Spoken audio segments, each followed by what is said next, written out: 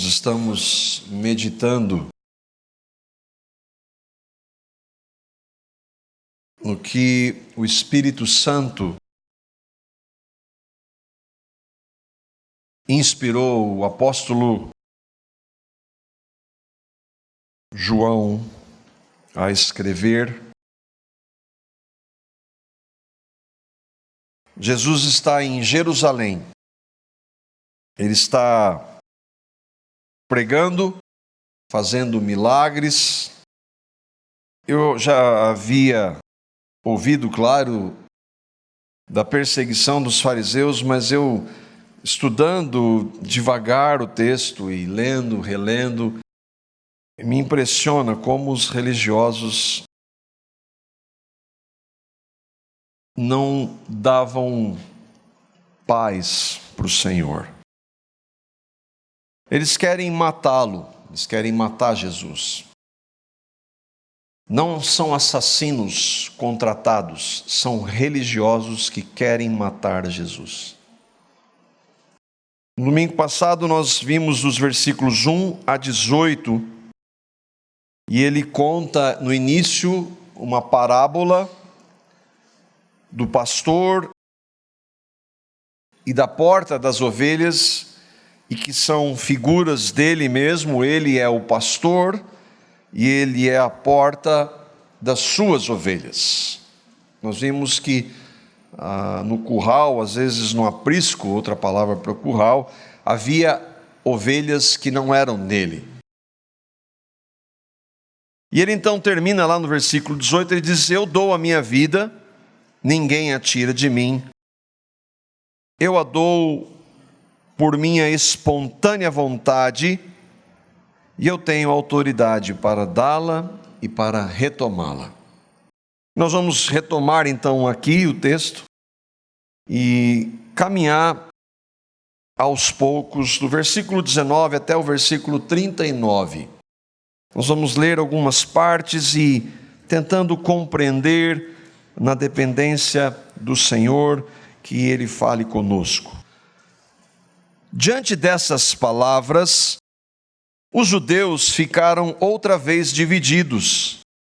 Muitos deles diziam: ele está endemoniado e enlouqueceu. Por que ouvi-lo? Mas os outros diziam: essas palavras não são de um endemoniado. Pode um demônio abrir os olhos dos cegos? E essa é uma boa pergunta. Jesus havia dito que ele é o pastor, ele é a porta, ele dá a vida por suas ovelhas. Ele está falando para aqueles, eles não eram ovelhas do Senhor. E cada verdade que o Senhor trazia sua ira contra eles, ou contra ele, a ira dos fariseus aumentava. E o texto diz que, mais uma vez aqui, há dúvidas quanto ao Senhor Jesus. É importante nós entendermos que ele está sempre cercado de muitas pessoas. Eu não sei quando o texto diz que ele se retira e vai para estar a sós com o Senhor ou com seus discípulos. E as pessoas, elas estão ali interessadas, a multidão está sempre interessada em algum benefício que Jesus pudesse trazer, afinal ele fez muitos sinais. As pessoas ali, elas comprovam os milagres do Senhor. Eles dizem: essas palavras, elas não são de um endemoniado. Um demônio não pode abrir os olhos dos cegos. E o fato é que não importa o número de milagres. Sempre lembro, no final do Evangelho, João vai dizer que se fossem escritos os sinais que o Senhor fez, os milagres que ele fez, estão descritos no Evangelho para mostrar quem Cristo é. Mas que se fosse para escrever tudo o que ele fez, nem todos os livros poderiam conter tudo o que o Senhor fez. Ele fez muito mais do que os milagres que estão relatados aqui. Mas não importa quantos milagres o Senhor fazia. Sempre havia aqueles que o chamavam de louco e endemoniado, nós já vimos isso antes. Isso é uma base para dizer, por exemplo, que os milagre, apesar da conversão e da regeneração ser um milagre, milagres de curas não geram a fé salvadora. Se fosse assim, não haveria nenhum homem se opondo a Cristo. Se milagres pudessem conduzir à fé em Cristo, todas aquelas pessoas que viram os inúmeros milagres de Jesus, teriam crido em Cristo, em Jesus como Cristo, como Messias, como Deus encarnado, como Filho de Deus. Milagres não salvam ninguém. Apesar da salvação ser o maior de todos os milagres, é claro. Jesus ficou 3 anos fazendo sinais. 3 anos. De toda espécie. De pessoas que clamavam, de pessoas que não pediam. Ele fazia paralíticos andar, cegos ver, surdos ouvir, mortos ressuscitar, multiplicava pão, dava alimento para um monte de gente. Ele fez de tudo quanto é tipo de sinal, com um objetivo: mostrar quem ele era, não para que as pessoas crescem nele como Senhor. Os versículos 22 e 23, diz aí então: celebrava-se a festa da dedicação em Jerusalém, era inverno, e Jesus estava no templo, caminhando pelo pórtico de Salomão. E aqui alguns detalhes históricos, só para a gente tentar visualizar aquele momento. Essa festa da dedicação, lembra que nós temos no Velho Testamento várias festas que o Senhor deu para que eles celebrassem. Pentecostes, Páscoa, por exemplo. Mas essa festa da dedicação não foi uma festa ordenada pelo Senhor. Ela foi uma festa que os judeus desenvolveram, de uma celebração, e que ocorre por causa de uma libertação que eles conseguem pela graça de Deus. Aproximadamente no ano 167 a.C., tem uma imagem aqui de um busto de um governador chamado Antíoco Epifânio, e que fez isso que o relato diz.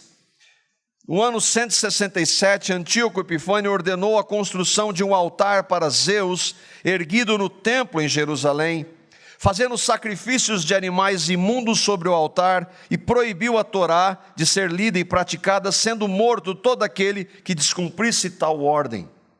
Antíoco Epifânio é uma figura do anticristo. Imagina isso. No Santo dos Santos, onde ninguém podia entrar, ele vai e sacrifica animais imundos para ofender a fé. Isso no ano 167 a.C. No ano 164 a.C., Judas Macabeu, está descrito no livro de Macabeus, livro apócrifo, lidera uma revolta, e então eles são libertos, e ali então eles começam a celebrar, e celebram até hoje os judeus ortodoxos a festa da dedicação. Aqui tem uma imagem, porque Jesus, o texto diz que Jesus era inverno, e Jesus estava no pórtico de Salomão. Lá no fundo é o templo propriamente. A gente, quando fala do templo, tem a área onde eram feitos os sacrifícios, as áreas externas, e aqui há uma parede aqui nos fundos onde há uma área coberta, e Jesus estava caminhando naquele local, caminhando pelo pórtico de Salomão. Era inverno, a razão então, é interessante esse relato histórico de João, ele estava ali porque era frio naquele momento, então esse seria um lugar, obviamente, menos atingido. Versículos 24 a 26. Os judeus reuniram-se ao redor dele e perguntaram: Até quando nos deixará em suspense? Se você é o Cristo, diga-nos abertamente. Jesus respondeu: eu já lhes disse, mas vocês não creem. As obras que eu realizo em nome do meu Pai falam por mim, mas vocês não creem, porque não são minhas ovelhas. Quando os religiosos perguntam: se você é o Cristo, diga-nos abertamente, eles não estavam interessados na verdade. Eles querem a deixa para levar Jesus à condenação. Eles não estão querendo saber se Jesus é realmente o Messias, o Cristo. Eles querem uma confissão pública do Senhor para então o acusarem. Jesus, ele dá uma resposta que, se você tem acompanhado ou se já leu, ele diz: mas eu já falei isso para vocês. Mas vocês não creem. Vocês não querem. Eu já disse quem eu sou. Quem eu sou. E ele disse mesmo. João 6,35, eu sou o pão da vida. João 6,51, eu sou o pão vivo que desceu do céu. João 8,12, eu sou a luz do mundo. João 8,23, eu sou lá de cima, vocês aqui de baixo, quando ele fala para eles, esses mesmos homens. João 8,58, antes de Abraão existir, eu sou. João 10,9, eu sou a porta. João 10,11, eu sou o bom pastor, eu sou. Eles sabem quando ele diz eu sou do que ele está tratando. Eles não estão interessados na verdade. O Senhor diz também que as obras que eu realizo em nome do meu Pai falam por mim, mas vocês não creem. Vocês querem saber quem eu sou, eu já disse quem eu sou e vocês não creem. E tem as obras para mostrar quem eu sou, mesmo assim vocês não creem. E aqui é fundamental nós entendermos, porque aqueles que creem na soberania de Deus na eleição, como o Hélio disse aqui no começo, que Deus elege soberanamente por causa da sua vontade, graça, amor e misericórdia. Aqueles que creem sim, eles são acusados com uma expressão que é muito comum, eu já ouvi: isso não é justo. Isso não é justo. Mas esse texto está aqui para mostrar exatamente o contrário.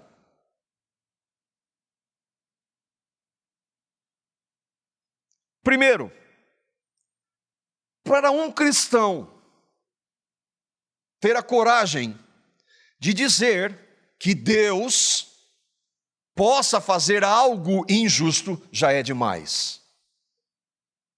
Eu já fiz isso, e já clamei misericórdia, e eu sugiro que se você um dia fez isso, peça misericórdia a Deus.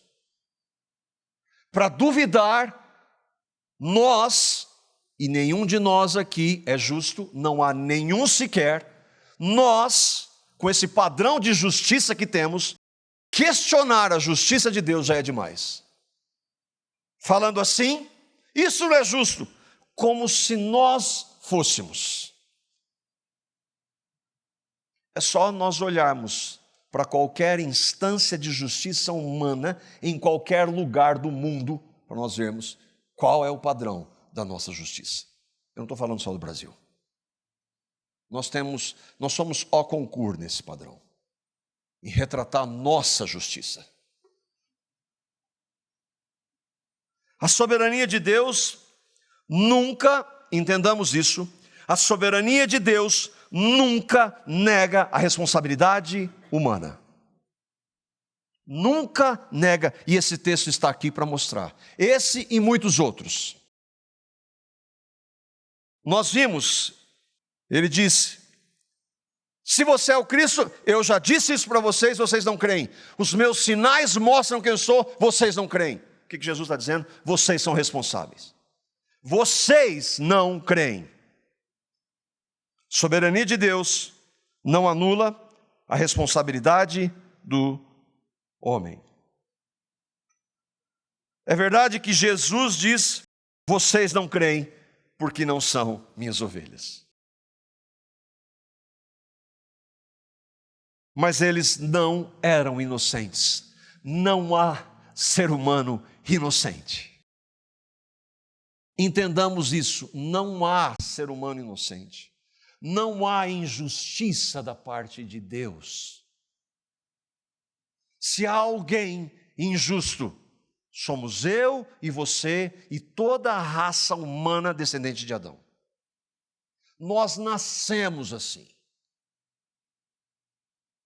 O irmão D.A. Carson, comentando sobre esse texto, ele diz: nem Jesus, nem João querem reduzir a responsabilidade moral dos oponentes de forma alguma.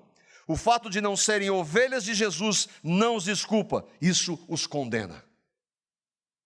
Não vai haver um ser humano condenado diante do trono de Cristo e vai dizer assim: eu não fui escolhido. Você foi condenado porque você rejeitou o nome de Jesus.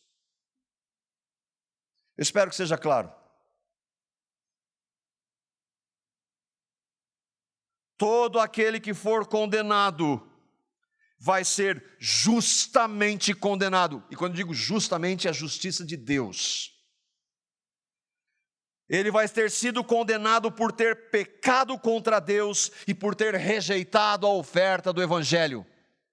Versículos 27 a 30. As minhas ovelhas ouvem a minha voz, eu as conheço e elas me seguem.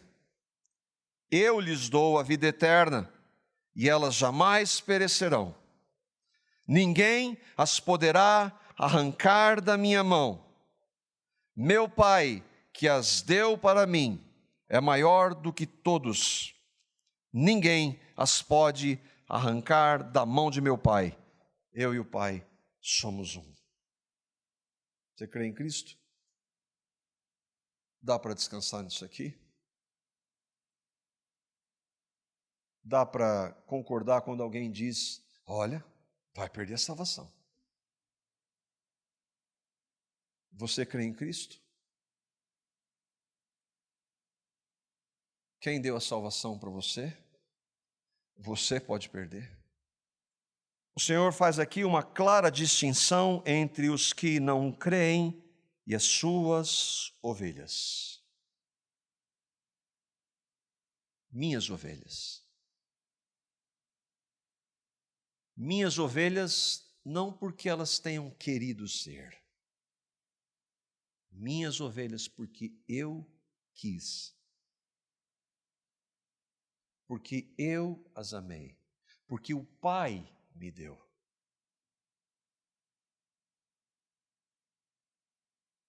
Quem são as suas ovelhas? Ele responde: as minhas ovelhas ouvem a minha voz, as minhas ovelhas eu as conheço, as minhas ovelhas me seguem. As minhas ovelhas são aquelas pelas quais eu dou a minha vida, e as minhas ovelhas jamais perecerão.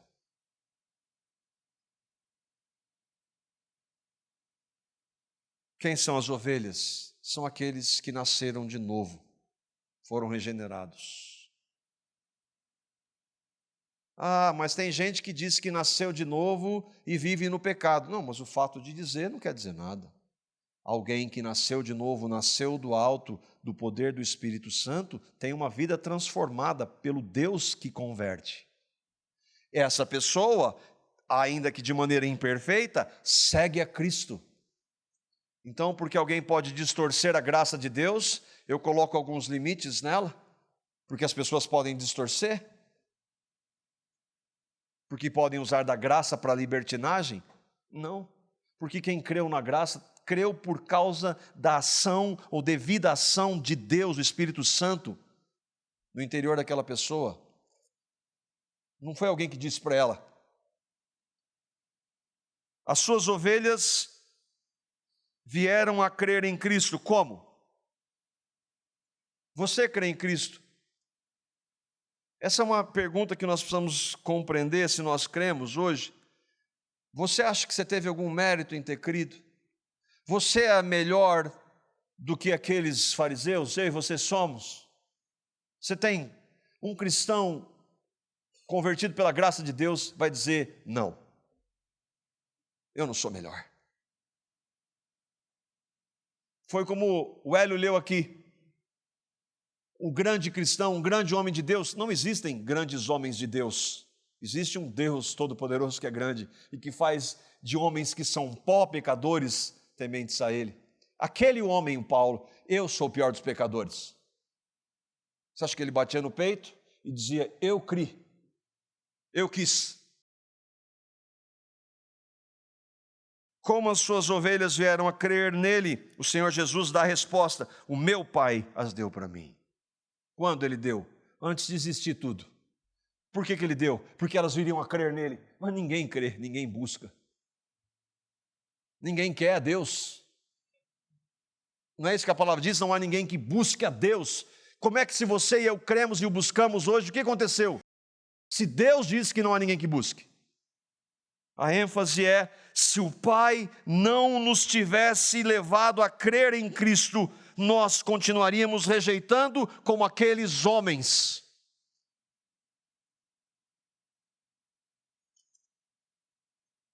As ovelhas de Cristo se gloriam?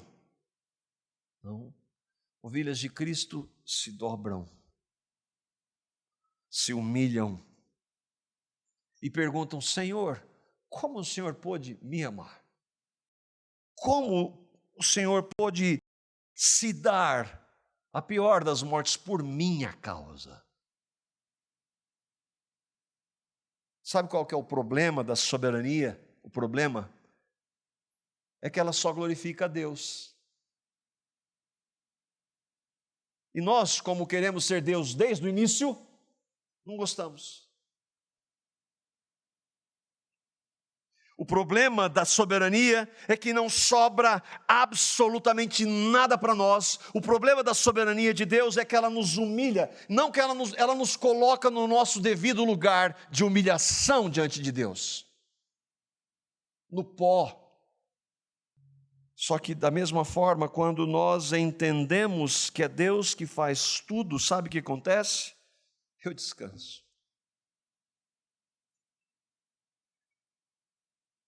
Eu descanso porque o Senhor Jesus está dizendo para mim, que creio nele pela graça dele, que o Pai, agora meu Pai também, foi quem me deu a ele.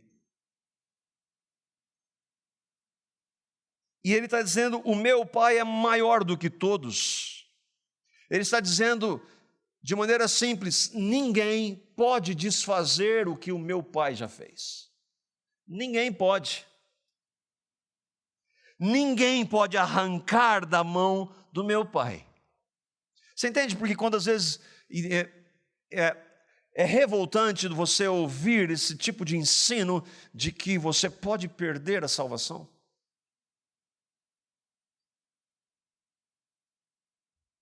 Porque há mérito em ganhar e há demérito em perder. É isso? Ninguém pode arrancar da mão do meu Pai, porque essa salvação está dizendo que é o quê? Eterna. Eterna não tem fim. Não tem fim. Não acaba.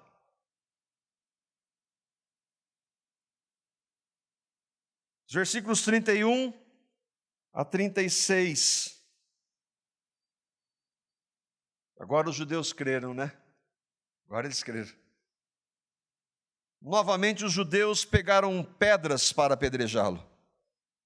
Mas Jesus lhe disse, eu lhes mostrei muitas boas obras da parte do Pai, por qual delas vocês querem me apedrejar? Responderam os judeus, não vamos apedrejá-lo por nenhuma boa obra, mas pela blasfêmia, porque você é um simples homem e se apresenta como Deus. Jesus lhes respondeu, não está escrito na lei de vocês, eu disse, vocês são deuses? Se ele chamou deuses àqueles a quem veio a palavra de Deus, e a Escritura não pode ser anulada, que dizer a respeito daquele a quem o Pai santificou e enviou ao mundo? Então, por que vocês me acusam de blasfêmia? Porque eu disse, eu sou o Filho de Deus. Os religiosos novamente pegaram em pedras. Novamente pegaram em pedras. Já tinham tentado fazer isso. E por quê? Por que pegar em pedras? Porque Deus, no Velho Testamento, manda apedrejar falso profeta e blasfemo. Deus manda. Levítico, capítulo 24, versículo 1, para dizer que é Deus falando, e o versículo 16, para dizer a ordenança de Deus a Moisés para aqueles que cometessem esse pecado. Diz assim: disse o Senhor a Moisés, e lá no versículo 16, quem blasfemar o nome do Senhor terá que ser executado. A comunidade toda o apedrejará, seja estrangeiro, seja natural da terra, se blasfemar o nome, terá que ser morto. Deus mandou isso. É justo? Não, mas não é justo.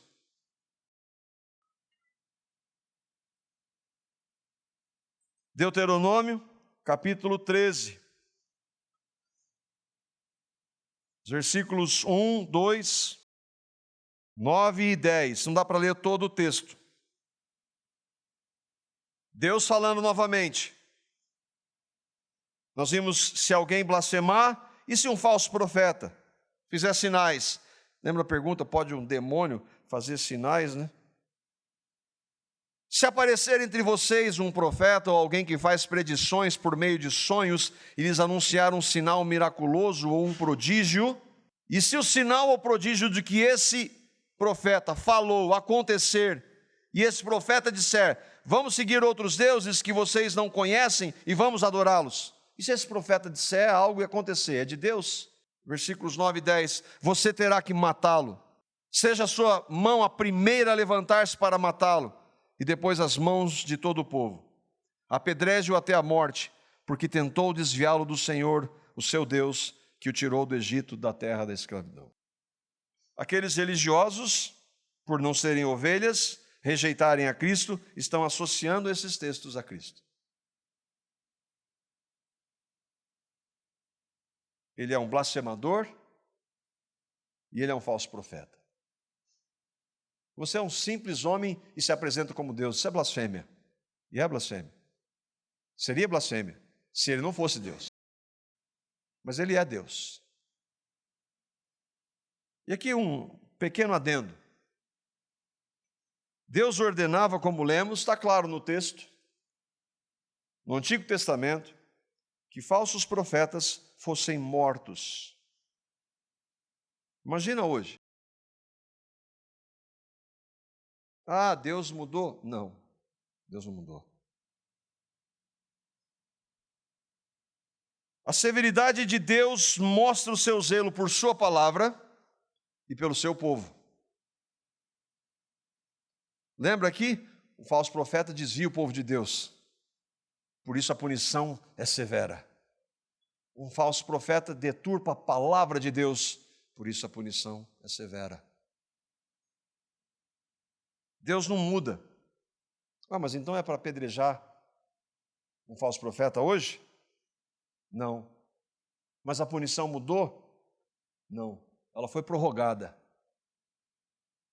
Para quando? Para quando o Senhor voltar e julgar cada um. Aí vai ser bem pior do que pedra. É eterno. Eu vejo misericórdia. Alguns aqui já falaram bobagens. Né? Já pensou se o Senhor tivesse mantido o apedrejamento? Teve misericórdia. Ele tem misericórdia de falso profeta. Ele tem misericórdia de todos, de mim e de você. Mas aqueles que não se arrependem, ele deixou para lá? Não.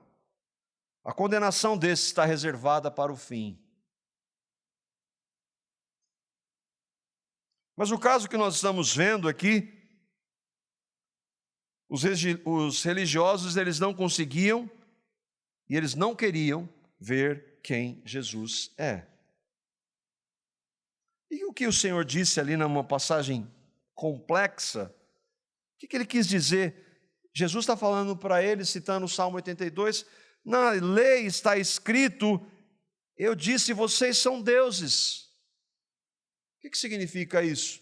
Existe falso profeta hoje, usando esse texto para dizer que nós somos pequenas divindades. Falsos profetas evangélicos. Um deles diz assim: Deus, quando Ele cria cavalos, os cavalos se reproduzem e geram o quê? Cavalinhos. Deus, quando cria, ele falou isso verdade, 4.000 pessoas ouvindo esse cara, um pastor americano. Quando Ele criou o cachorro, os cachorros geram cachorrinhos. Quando Ele criou o homem gera o quê? Pequenos deuses. E um dos textos é esse. Mas é isso que o texto diz? Mas é óbvio que não. Só há um Deus. A palavra usada aqui é simplesmente para dizer autoridade. No Velho Testamento, Deus estabelecia autoridade para alguns homens, porque eles estão questionando a autoridade de Deus encarnado, o Cristo. Ele está se dirigindo, está se referindo aos juízes de Israel que estariam corrompendo a justiça.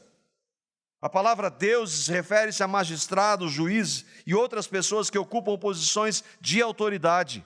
Por exemplo, nós vamos ler o texto, Êxodo capítulo 7, versículo 1, diz assim: eis que eu te tenho posto por Deus sobre Faraó. Para quem? Para Moisés. Mas ele não é Deus, é uma função, uma autoridade usada essa palavra. O que interessa aqui é que religiosos judeus estavam mais uma vez deliberadamente rejeitando a divindade e a autoridade de Cristo. O Senhor também, no texto, ele faz uma declaração importantíssima para o nosso tempo: a Escritura não pode ser anulada.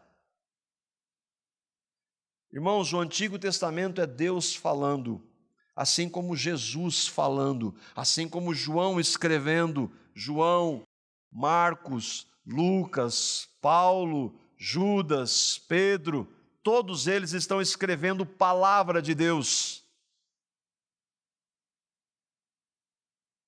A Escritura não pode ser anulada. Deus encarnado, ele não poderia falar: vamos deixar a Escritura porque agora eu sou Deus encarnado, deixa a Escritura. Eu estou falando pessoalmente. A Escritura não pode ser anulada. Por quê? Porque a Escritura é minha palavra e eu não mudo. Ainda que alguns hoje, no meio evangélico, queiram fazer isso. Se toda a Escritura é divinamente inspirada, ela não muda. O Antigo Testamento é Deus falando, assim como Cristo falando aqui agora. Você tem aquela Bíblia que fala de Jesus, é colorida? É escrito em vermelho? Alguns têm, eu tinha. Aquilo lá, quando é Jesus falando, parece que é mais importante que o texto que está em preto. Mas é a palavra de Deus tudo. É ou não é? Toda a Escritura é divinamente inspirada. Quando Paulo fala disso, ele está falando do Velho Testamento. Jesus nem tinha se manifestado ainda. Versículos 37 a 39, lá de João 10. Depois disso, o Senhor então vai colocá-los no seu devido lugar. Se eu não realizo as obras do meu Pai, não creiam em mim. Mas se eu as realizo, mesmo que não creiam em mim, creiam nas obras, para que possam saber e entender que o Pai está em mim e eu no Pai. Mas outra vez tentaram prendê-lo, mas ele se livrou das mãos deles. Não creia em mim, veja o que eu estou fazendo e que todo o país está vendo o que eu estou fazendo. Olha o que eu estou fazendo. Mas isso serve para alguém crer em Cristo? Serve? Não. Não serve. Serve para mostrar quem Ele é. Mas para crer nele é preciso uma ação dele mesmo para converter pecadores.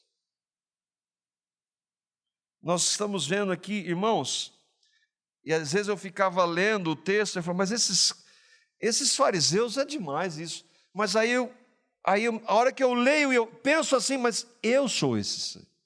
Eu sou assim. Se não fosse a graça de Deus, eu seria exatamente isso. Eu, vocês e todo cristão em toda a história.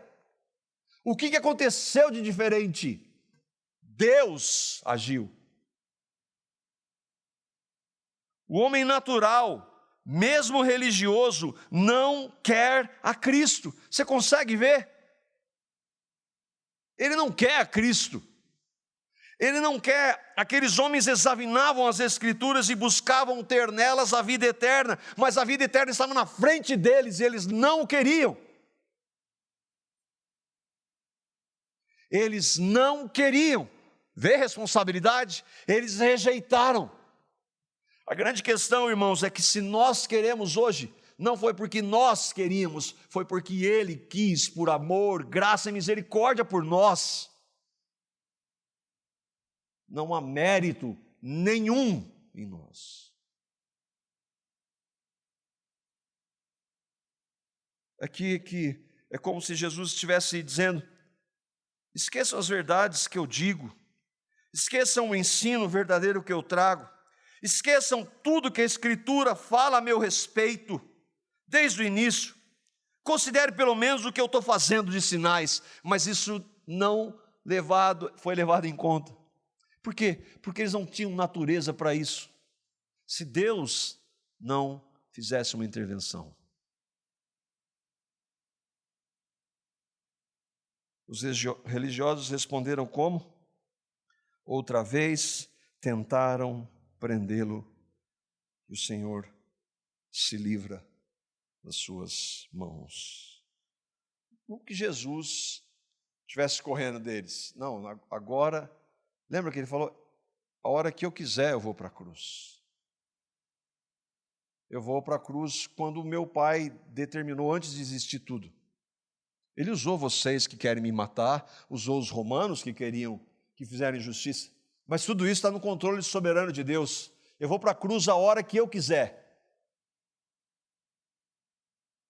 Irmãos, não é que Jesus estivesse implorando para aqueles homens crer, ele estava mostrando de todas as formas que eles eram responsáveis. O que nós podemos considerar disso? Primeiro é que nós temos enfatizado aqui regularmente: nenhum ser humano busca a Deus. Ninguém quer a Cristo.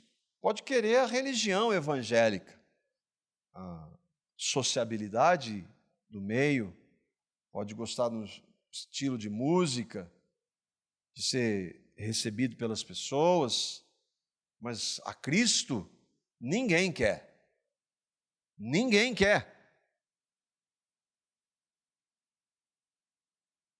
Por isso que nós devemos pregar o Evangelho, proclamar e então clamar a Deus para que quebre o coração dessas pessoas que nós amamos e que ainda não creem. E não esquecermos de que se hoje nós cremos, não foi porque nós éramos melhores. A soberania de Deus não está aí para nós definirmos esse é, esse não é. Porque, sinceramente, do ponto de vista humano, você e eu não estaríamos entre os eleitos. Ou você acha que você estaria? Não, Deus me escolheu, tem mérito aqui. Foi graça, superabundante graça, misericórdia por pecadores, iguaizinhos esses aqui que estão rejeitando a Cristo. Segundo é que se nós cremos que nós, pela graça do Senhor, jamais nos esqueçamos que foi o Pai que nos deu a Cristo. E Ele fez isso apesar de nós. Apesar de nós. Aquele homem que não era, do ponto de vista, o pior dos pecadores, tinha consciência disso. Paulo não era o pior do padrão humano. Se nós nos compararmos, ele não era o pior. Mas quanto mais ele conhecia o Senhor, ele tinha compreensão da graça, soberana de Deus na vida dele. É só olharmos a conversão dele, como ele estava buscando a Deus. Ele estava matando cristãos. Deus, por sua graça e misericórdia, salva as ovelhas de Cristo, ovelhas que foram estabelecidas antes de existir tudo. Mas e se eu não for? Você quer saber se é? Diga: Senhor, eu tenho misericórdia da minha vida. O que impedia esses homens de fazer isso? Por que o fariseu Paulo clamou misericórdia e esses fariseus não? O que impede você de fazer? Não é justo? Diga: Deus tem misericórdia de mim, pecador. Eu não posso mudar. As minhas práticas são hipócritas. Elas só podem ser vistas pelos homens, mas o Senhor vê lá dentro. Eu sou um pecador desde que eu nasci. Os meus atos refletem o meu caráter ímpio. Mas a tua palavra diz que o Senhor amou pecadores como eu. E que deu o seu Filho. E que a tua palavra também diz que todo aquele que nele crê não é mais condenado. Já está, mas não é mais. Então, Senhor, revela isso para mim. Eu quero isso para mim. Diga isso para Deus.